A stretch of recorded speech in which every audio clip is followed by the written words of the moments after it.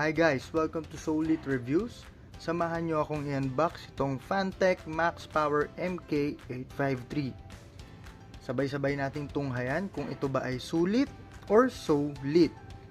Pero bago ang lahat, don't forget to like the video, share this to your social media accounts, and of course, subscribe and hit that bell icon. So ano pang hinihintay natin? Let's go!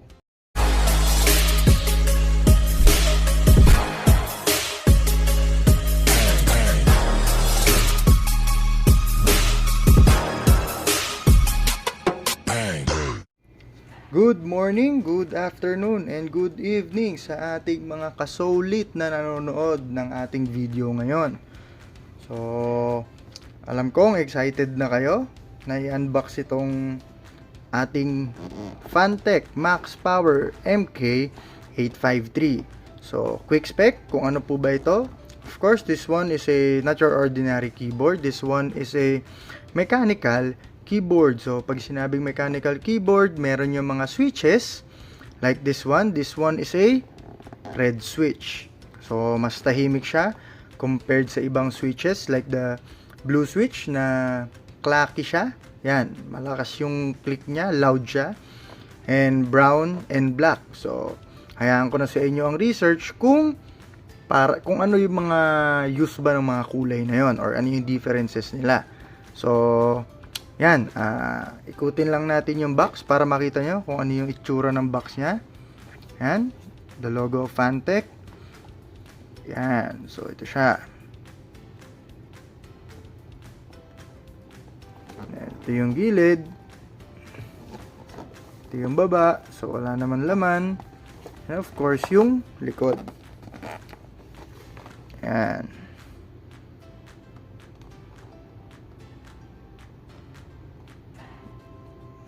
Ayan siya.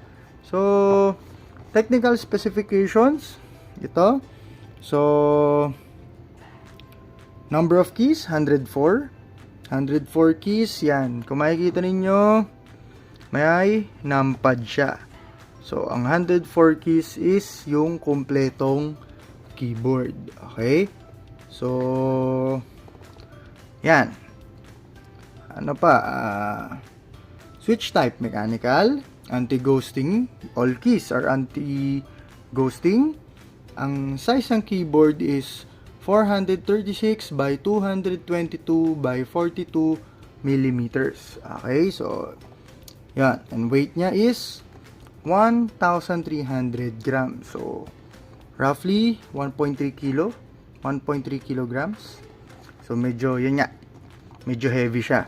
So, ano pa? Yung mga quick spec lang. Ito pa. Ergonomic wrist rest. So, may kasama siyang wrist rest. Nice. All keys roll over.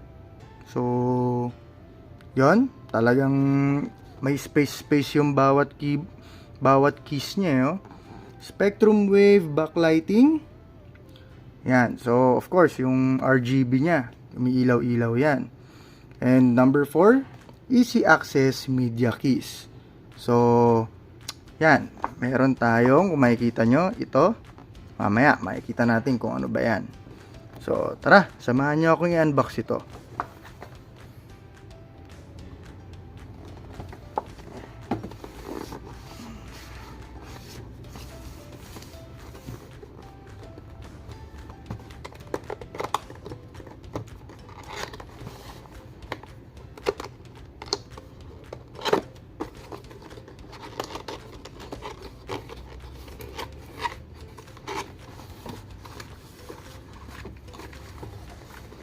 Yan. So, ito ang itsura once you open the box. Okay? So, at the front, of course, tingin ko, ito na yung keyboard. So, alisin muna natin siya for the surprise. Lagyan natin sa gilid. Ayan.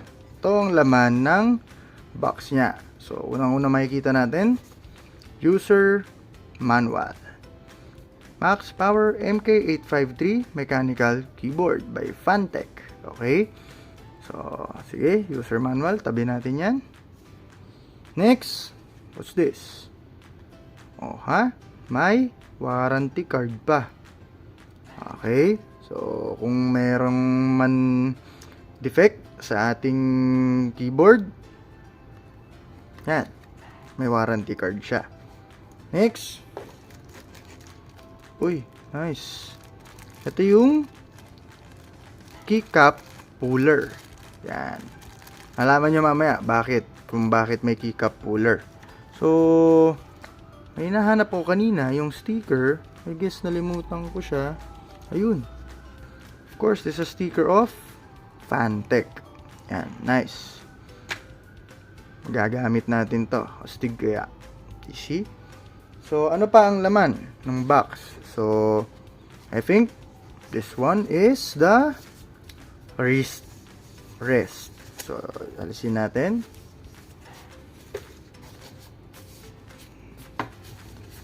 Ako, medyo, ayun.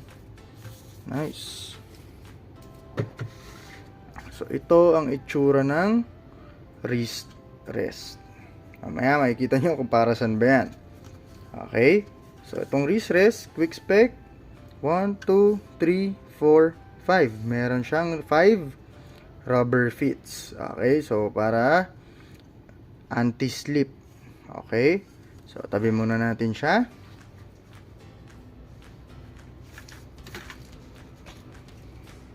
Itong box, tabi muna natin.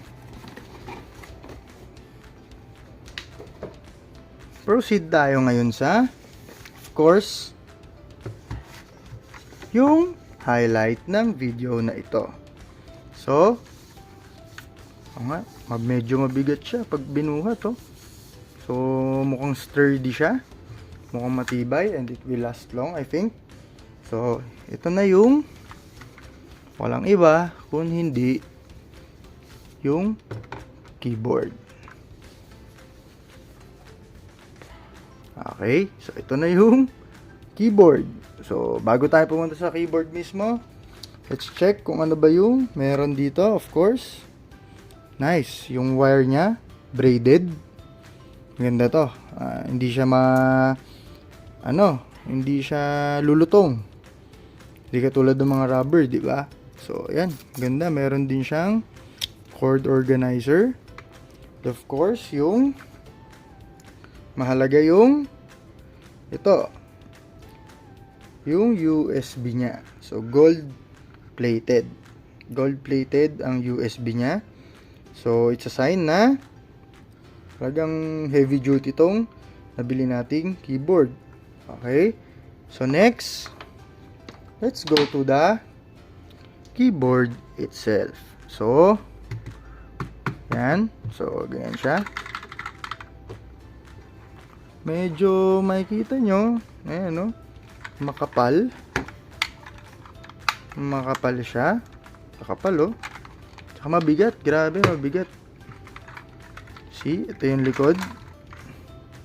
Ayan. So, sa likod, meron naman siyang 1, 2, 3, 4, 5, 6, 7. 7 na rubber feet. So, as you can see, meron din dito sa part na to. Ito yung para sa cord organizer. Yan. Pwede mo siyang i-organize yung cords dyan. Ikot-ikot mo. Ikaw nang bahala. So, ikot ulit natin. Yan.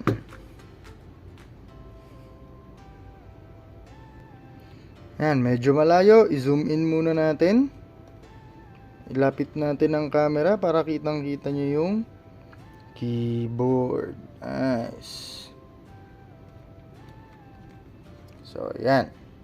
You can now see it closely. Ayan siya. Ayan siya. So, meron ng logo ng Fantech dito. So, unang-una, noticeable. Itong bilog na to. This is a volume knob. So, you can adjust the volume if you're playing music or gaming. Yan. You can adjust your volume here. Then, ano pa? Yan. Ito yung sinasabi ko sa inyo. Para saan ba yung keycap puller? Okay? Ayan. Ito ang keycap puller. So, para saan ba tong keycap puller na ito? Well, para sa pangalan niya, pang-pull ng keycaps. Okay, napupull kasi yan. Papakita ko sa inyo kung paano.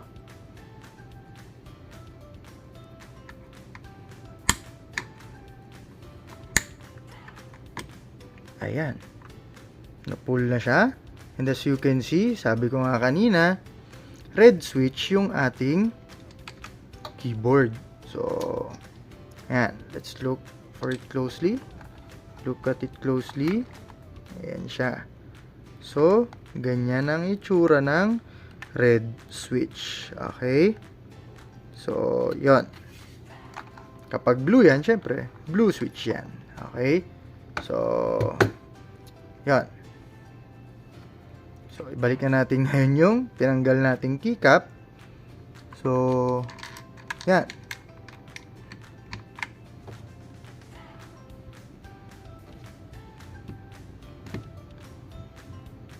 So, now, itry natin ng nakasaksak ang ating keyboard. Okay, so taas lang natin yung I forgot to mention, meron siyang yung pang yan.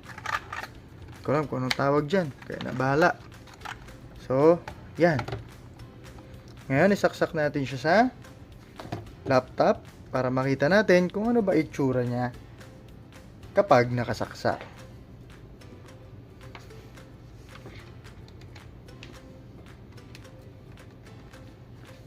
Yan. Yun. Yan. So, try natin ng nakapatay ang ilaw. Yan. Subukan natin. Ito na.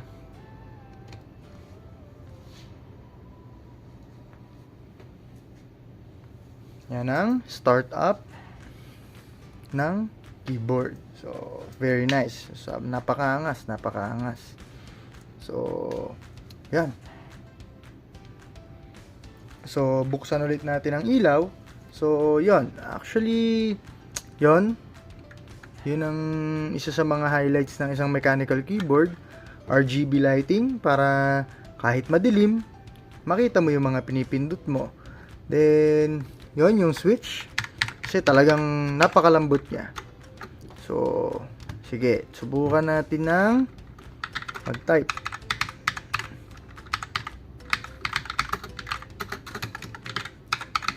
Yan. So, yung responsiveness niya, talagang iba-iba. Ibang-iba compared sa membrane keyboard. So, wala siyang parang ipit. Konting force lang. Parang bagsak mo lang yung daliri mo. Bababa siya. Mapipindot siya.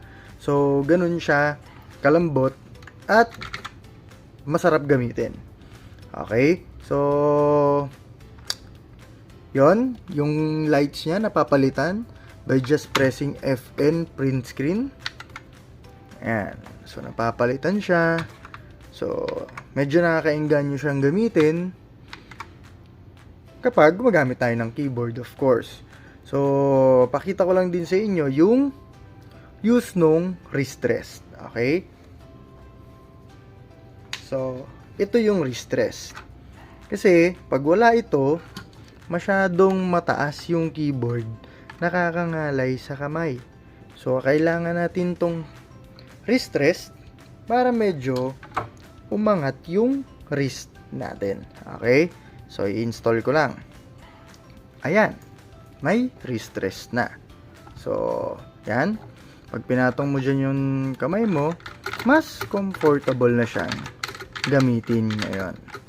Okay? So, swak na siya. So, ngayon, na-unbox na natin. Napakita ko na sa inyo yung basic na features niya. Yan. So, doon tayo sa verdict ngayon. So, is it sulit or solid? So, if you're interested in buying, well, I'm not plugging the store or what, but you can comment down below if you want. So, para maibigay ko sa inyo kung saan ko siya binili. Kasi, sa official Shopee store ng Fantech, this is 2.1k or 2,100. Pero dun sa binilan kong store, it only cost 1,700. So, I saved 400 pesos. So, yon. And compared to other mechanical keyboards, yung quality niya, talagang masasabi mong tatagal talaga. So, kasi mabigat. So, when you use it, hindi mo siya move ng push force lang. Kasi mabigat nga siya. Then, may rubber fits pa siya. So, I think for 1,700, this is super good deal. Kasi, compared mo sa iba, na, steel plating siya, oh. Steel plating nga ba to? So, yan. I'll let you do the research. So, sa iba kasi, yung mga 800 or 900 na mechanical keyboards, hindi mo masabing as sturdy as this, I think. So, yan. So, I think this is sulit and solid at the same time. So, yan. I guess kung nagpaplano kayo bumili ng keyboard, sana nakatulong tong unboxing video na to. Kasi yon, I'm very happy with this nabili kong to. Masabi kong sulit yung pera ko. Kasi talaga naman ang ganda. So yon, medyo naging responsive yung yan. Responsive talaga pag pinipindot mo. So yon, thank you for watching, guys. So I'll see you again in the next video. And keep on sharing our videos and don't forget to subscribe. Okay? So, once again, this is Solid Reviews. Thank you for watching our video. See you again next time. Thank you. Bye-bye.